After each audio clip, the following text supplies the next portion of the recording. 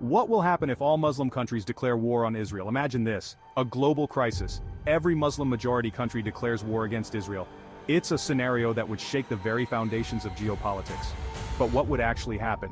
How would this conflict unfold? Who would stand with Israel? And what would be the long-term consequences for the future of the world? Let's dive into this hypothetical but intense scenario. Stick with me because it's going to get complex fast. First, let's talk about the Muslim world.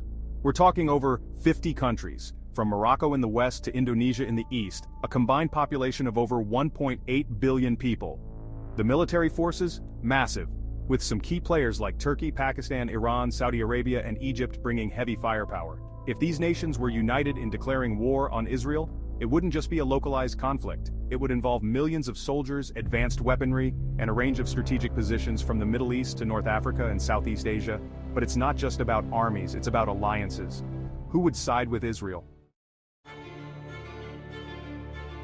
Now we know Israel has one major ally that everyone thinks of first, the United States. The US has a long-standing alliance with Israel both militarily and politically.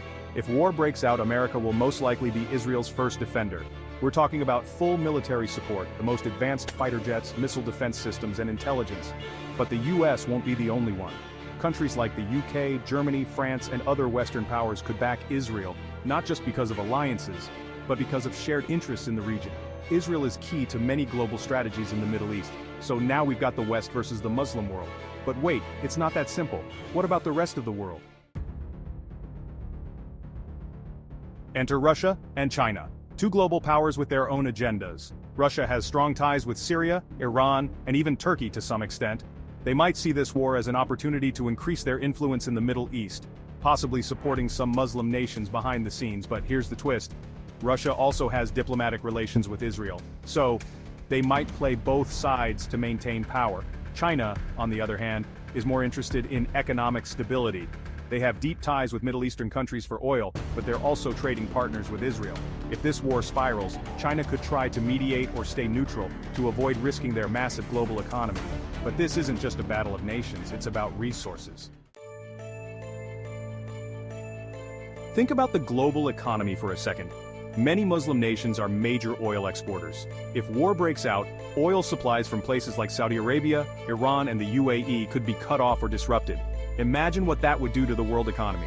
Oil prices would skyrocket, leading to an energy crisis across Europe, Asia, and North America. And it's not just about oil. The Middle East is a key hub for global trade routes. The Suez Canal, the Persian Gulf, vital shipping lanes, all would be thrown into chaos. We'd see global markets tumble, food prices soar, and everyday life as we know it changed dramatically. But there's a bigger risk. If the conflict escalates to a nuclear level, things get terrifying. Israel is believed to have a nuclear arsenal. Some Muslim countries, like Pakistan, do too. This isn't just a regional war anymore, it's a global threat. Nuclear conflict could trigger World War III, involving powers from all over the globe. The death toll? Catastrophic. But beyond the immediate destruction, what about the long-term impact? Let's imagine the war comes to an end. What then? A conflict of this magnitude would leave millions displaced, economies shattered, and borders redrawn.